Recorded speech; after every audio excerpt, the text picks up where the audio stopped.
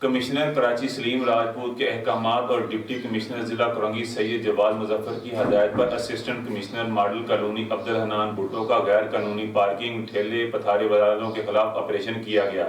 اس حوالے سے مزید تفصیلات جانتے ہیں کراچی سے ہمارے نمائندے جاوید محمود آرائیں کی اس رپورٹ میں۔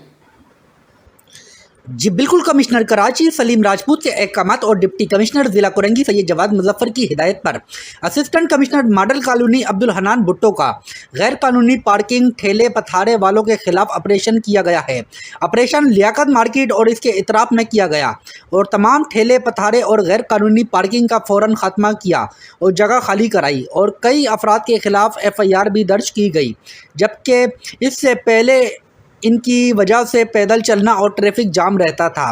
آپریشن میں anti encroachment force TMC model colony traffic police اور لوکل پولیس شامل تھی۔